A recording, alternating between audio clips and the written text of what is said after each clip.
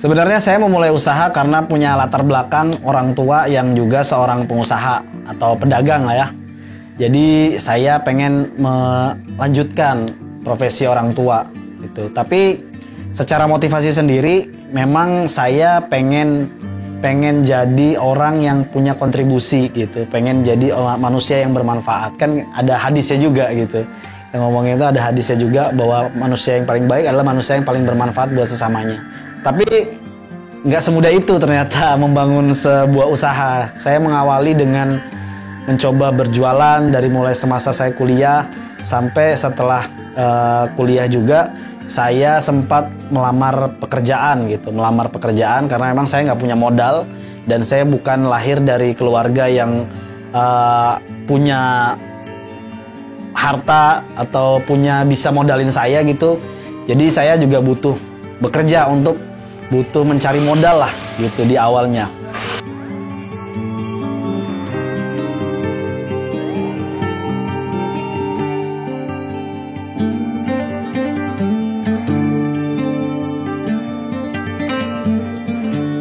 Di awal ketika saya mau bangun usaha itu saya sempat mencoba melamar pekerjaan di beberapa tempat gitu ya, di beberapa tempat karena memang saya itu punya satu dendam yang baik, tapi ini dendam dalam hal yang baik. Karena pada saat saya kuliah saya itu drop out. Saya kembali ke Balikpapan. Nah, tujuan saya itu adalah menebus kesalahan saya. Saya pengen bisa membantu biaya sekolah adik-adik saya gitu. Saya pengen membalas kesalahan saya, menebus kesalahan saya kepada orang tua dengan ingin membantu biaya sekolah adik-adik saya.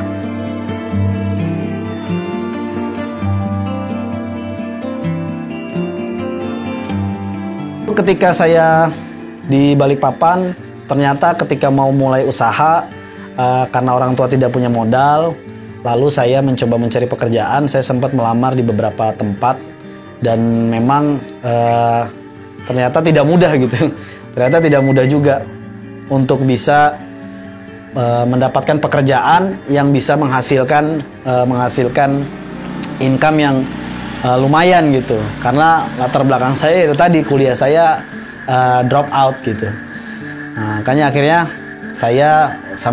saya itu memulai usaha, jujur saja itu dengan menggunakan modal dari lembaga yang ribawi.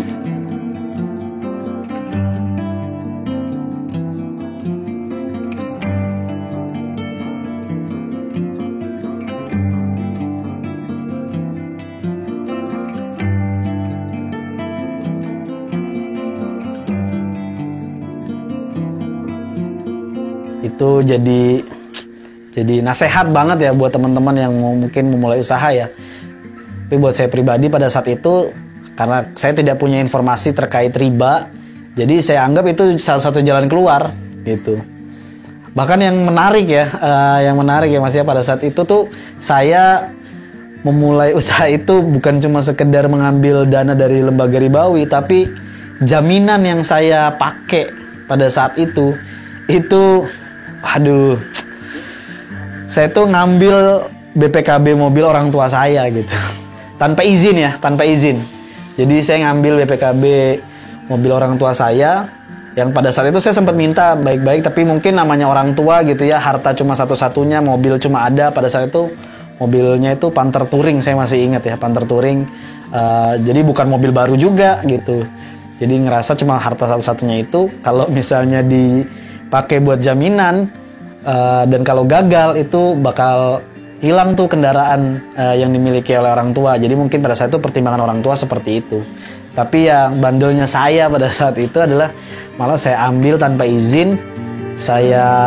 Bahasanya saya sekolahkan ya.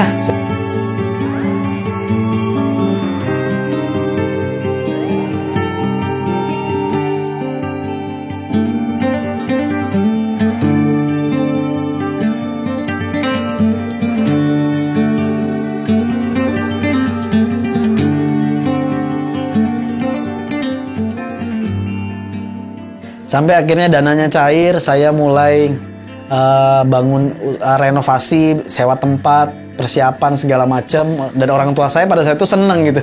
Ayah saya tuh seneng sekali gitu ngelihat anaknya tuh mau usaha gitu, seneng. Tapi dia nggak tahu ternyata modalnya dari BPKB-nya beliau.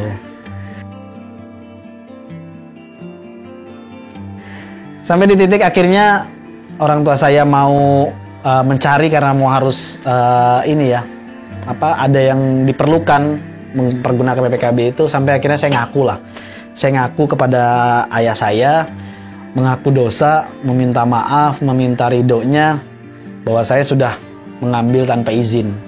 Alhamdulillah orang tua mengizinkan, lalu orang tua juga mendoakan ya, pada saat itu ya mendoakan juga ya. Alhamdulillahnya itu tidak sampai bermasalah lah hubungan keluarga saya dengan ayah saya.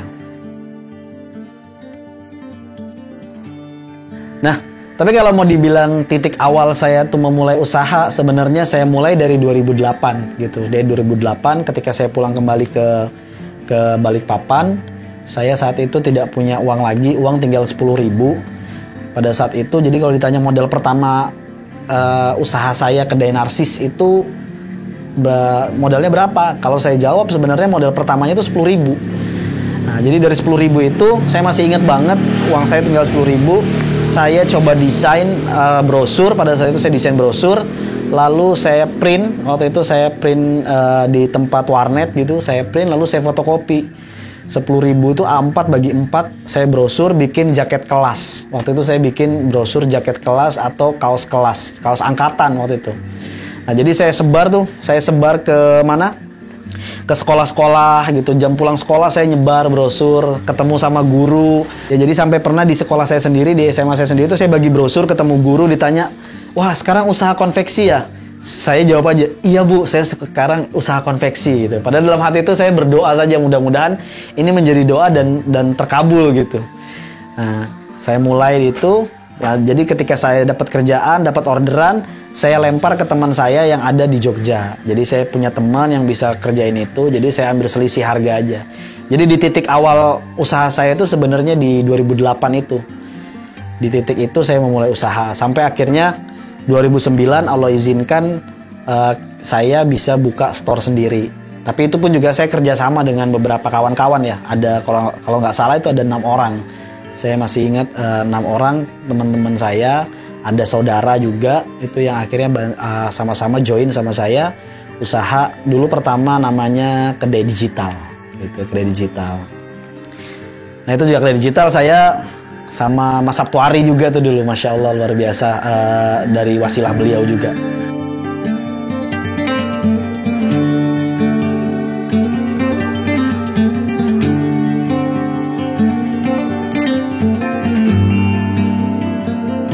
Roller coaster kehidupan saya di usaha itu, Masya Allah luar biasa banget.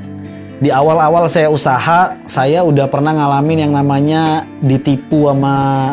ditipu sama karyawan gitu ya. Jadi karyawan saya itu menggelapkan uang, jadi ngambil kerjaan, uangnya nggak dimasukin ke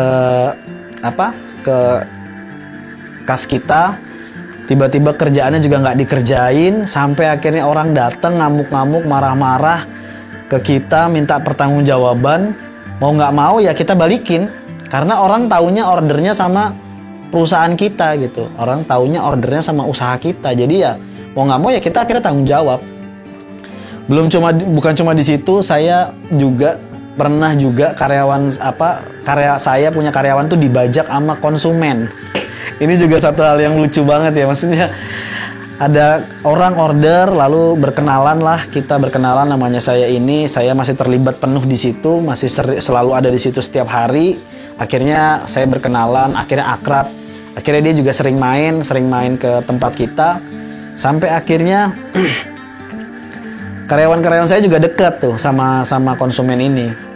Tapi ternyata konsumen ini punya maksud mau bikin usaha yang sama dan dia ngambilin karyawan saya semua. Jadi ada satu momen di tahun pertama itu saya mendadak nggak punya karyawan. Karyawan saya berangsur-angsur mulai nggak masuk, izin mulai nggak masuk, sampai berhenti, sampai akhirnya semuanya tinggal tersisa dari, kalau nggak salah pada saat itu ada 7 orang, sampai tersisa tinggal 1 orang, yaitu desainer saya ya. Pada saat itu desainer saya tinggal 1 orang saja yang masih bertahan sama saya. Nah itu jadi fase juga yang wah luar biasa juga, mengguncang juga. Kok bisa ya konsumen yang kita baikin, orang yang kita baikin kok ternyata malah nikam dari belakang gitu.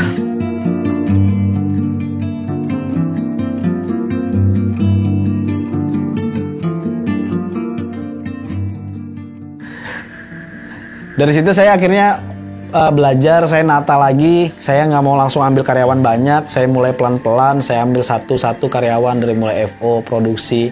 Akhirnya saya coba buat sistem gitu. Saya belajar lagi, saya perbaiki lagi. Sampai akhirnya ada lagi fase ditipu lagi oleh karyawan gitu. Jadi saya ngalamin lagi sampai ditipu oleh karyawan yang kedua kali.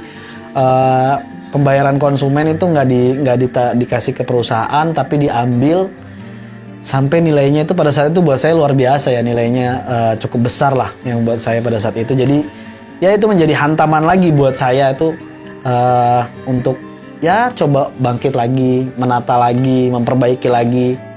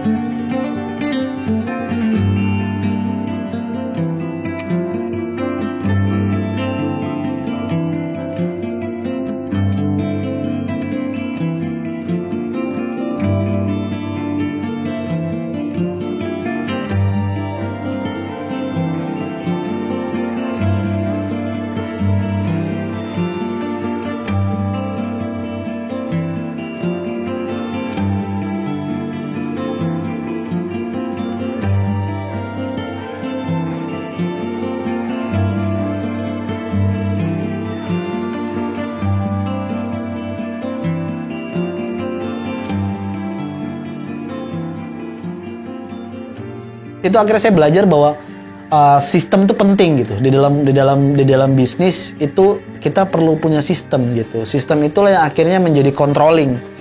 Nah, seringkali kan orang atau karyawan itu juga misalnya atau orang misalnya ingin berbuat satu perilaku yang tidak baik, itu karena didukung oleh kesempatan-kesempatan yang ada atau celah-celah yang ada. Maka itu yang akhirnya perlu kita perbaiki juga supaya menjadi kontrol. Terlepas juga memang ya tergantung juga orangnya. Ada juga banyak juga orang-orang yang memang punya kapasitas gitu ya, punya integritas terhadap itu. Nah, tapi terlepas itu ya kita sebagai owner, business owner memang harus punya sistem. Sampai akhirnya saya tuh ada di fase ngerasa kok ini bisnis kayaknya kayak gini-gini aja gitu. Kok nggak menghasilkan duit besar gitu, perjalanan mungkin kurang lebih 4 tahun gitu ya. 4 tahun itu mulai ngerasa kok hasilnya nggak begitu besar ya. Mungkin di titik itu saya memang ngerasa bahwa saya lagi di fase yang serakah-serakahnya gitu ya. Saya terlena oleh bisnis yang lain, dan pada saat itu saya terlena oleh bisnis MLM, multi level marketing. Kalau ngomongin bicara halal haram, pada saat dulu tuh bener-bener saya nggak mikirin gitu ya, betul-betul nggak punya informasi, nggak pernah belajar tentang hal itu. Jadi bener-bener ya mikirnya, oh ini peluang, oh ini mungkin peluang yang baik dari Allah gitu ya. Akhirnya ya udah terjun ke situ, sampai akhirnya ngerasa di MLM itu saya ngerasa kok saya malah kayak nipu orang banyak gitu. Di situ beban moral banget buat saya. Akhirnya saya berhenti. Sampai akhirnya saya masuk lagi, terjerumus lagi, bahkan bukan cuma MLM. Saya terjerumus bahkan itu di money game, teman-teman. Pernah dalam kurun waktu 2 bulan saya terjun di money game, mendadak saya punya hutang yang nilainya hampir 250 juta. Itu 2 bulan saya tiba-tiba punya hutang segitu banyaknya. Wow. Berat banget. Tapi alhamdulillah saya didampingi oleh pasangan saya, istri saya yang luar biasa gitu. Saya harus mengatasi hutang 250 juta itu, bahkan itu hutang yang bunga berbunga gitu. Hutang bunga berbunga, ya Allah. Mudah-mudahan Allah ampuni dosa saya.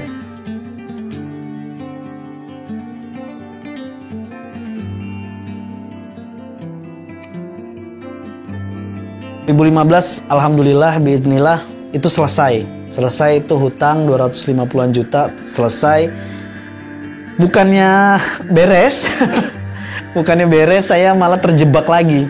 Terjebak lagi di MLM dengan berselimutkan money game juga. Pada saat itu, bener-bener ngebuat saya itu sampai ngerasa jauh banget itu dari Allah. Hari ini tuh jadi pelajaran banget bahwa segala sesuatu yang tidak halal, ya dia akan memberikan dampak juga buat diri kita, sesuatu yang tidak berkah juga gitu. Nah itu banyak hal maksiat-maksiat yang akhirnya saya alami gitu ya. Dan kalau saya ingat-ingat itu, ya Allah, bener-bener jadi titik rasanya malu banget deh sama Allah. Bener-bener malu banget sudah melakukan hal itu gitu. Ketika saya main di MLM dan segala macam, itu usaha saya si kedai narsis ini tuh rada saya abaikan. Jadi betul-betul istri doang yang ngurusin gitu. Karena saya ngerasa ya kedai narsis tuh tidak terlalu menghasilkan lah, tidak terlalu menghasilkan besar buat saya. Jadi saya mencari bisnis-bisnis yang lain gitu. Tapi qadarullahnya malah bukannya memberikan pertambahan income gitu ya, atau menambah kekayaan, tapi yang ada malah menambah hutang dan hutang. Dan ujungnya ya dari kedai narsis juga saya akhirnya bisa menyelesaikan itu semua. Sampai satu momen saya itu dapat informasi, mulai dapat terkait riba gitu. Terkait riba, saya mulai dapat informasi apa itu riba, apa-apa yang termasuk riba. Ternyata begitu saya cek, wah banyak banget nih, banyak banget praktek riba atau praktek muamalah-muamalah yang batil juga itu yang saya lakukan gitu. Dari mulai saya pakai asuransi, itu asuransi kesehatan, lalu saya pakai kartu kredit, saya ambil berkali-kali saya ambil pinjaman di mana, di lembaga-lembaga ribawi.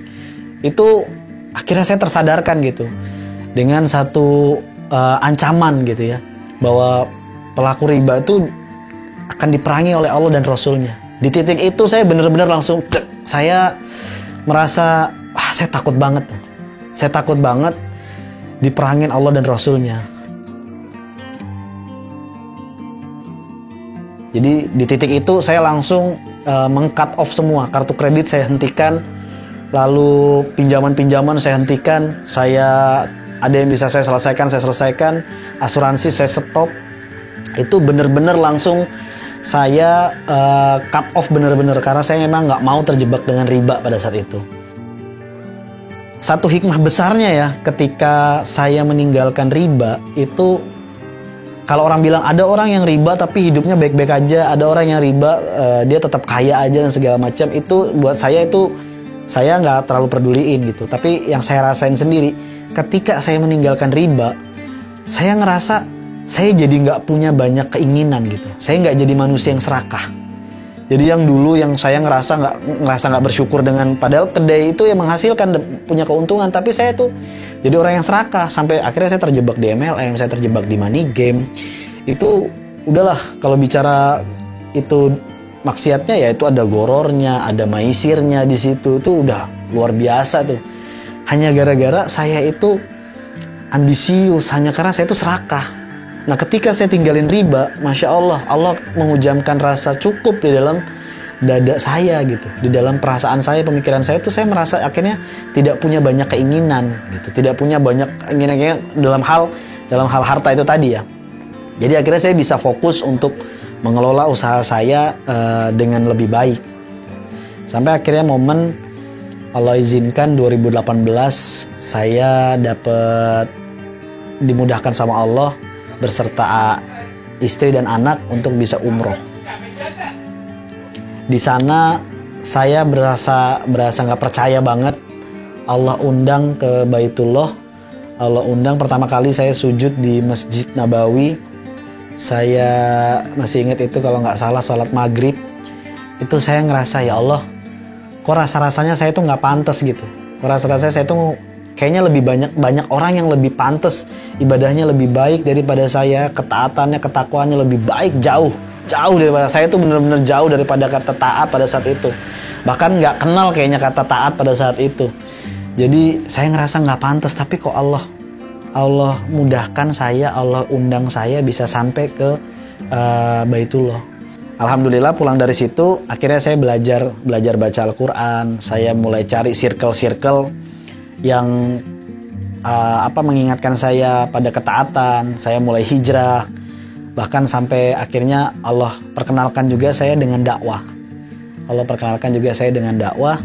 Dan itulah yang betul-betul merubah hidup saya luar biasa. Ketika saya mulai hijrah, ketika saya mulai kenal Al-Quran, ketika mulai saya terlibat dengan circle yang mengingatkan saya pada ketaatan, akhirnya saya mulai memperbaiki, menata satu demi satu usaha saya, kehidupan saya, istri saya, anak saya. Itu kita mulai menata satu demi satu. Yang tadinya itu hanya sekedar taunya ibadah itu ya cuma sekedar sholat, puasa, zakat, yang seperti itu. Akhirnya kita mulai perhatikan dari sisi muamalah, bagaimana bisnis kita, bagaimana kita dengan keluarga, bagaimana membangun hubungan dengan istri, bagaimana harusnya peran kita sebagai seorang ayah, sebagai seorang suami. Akhirnya mulai saya perbaiki di titik itu. Dan Masya Allah, yang tadinya saya nggak tahu apa itu riswah, ternyata begitu saya cek, wah ada nih praktek-praktek riswah yang pernah saya lakukan. Akhirnya saya hentikan, saya tinggalkan itu semua. Kenapa? Ya sekali lagi saya belajar akhirnya bahwa hidup kita itu di dunia ini tuh cuma sementara gitu. Dan kita bakal diadili nanti dengan apa-apa yang kita kerjakan di atas muka bumi ini. Termasuk juga urusan muamalah. Jadi bisnis itu benar-benar bukan cuma sekedar untung rugi. Tapi benar-benar saya di situ benar-benar mikirin bisnis itu juga urusan surga dan neraka.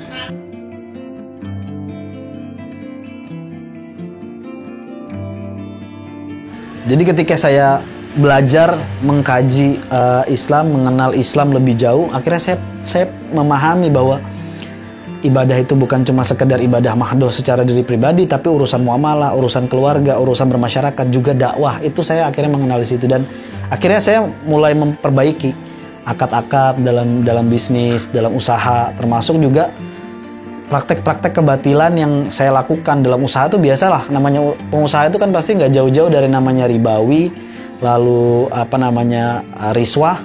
Itu udah yang biasa terjadi, atau mengurangi kualitas yang kayak gitu-gitu, itu biasa terjadi gitu.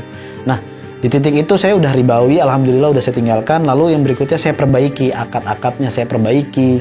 Lalu tidak ada lagi yang namanya riswah, karena itu hal yang rentan sekali. Termasuk juga konsumen yang misalnya pengen up harga dan segala macam, itu saya tinggalin. Benar-benar saya tinggalin banget, Mas. Kenapa? Karena saya tahu rezeki itu sudah tertakar, tidak mungkin tertukar. Tapi cara kita mengambilnya ini loh, cara kita ngambil rezeki ini tuh yang akan dihisap nanti.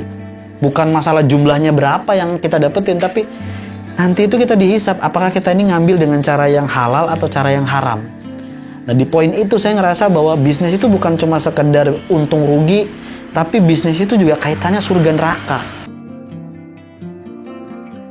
Alhamdulillah dengan dukungan istri, dukungan guru-guru saya gitu ya, termasuk teman-teman juga, circle-circle yang menurut saya penting banget nih punya circle-circle yang mengingatkan, mengajari saya dan juga mengawasi saya gitu ya. Bukan cuma sekedar teman-teman yang hanya sekedar pas lagi enak, lagi seru-seruan itu ngumpul, tapi pas lagi susah ya ngumpul. Ketika saya salah saya ditegur. Itu menurut saya teman yang benar-benar sejatinya teman tuh.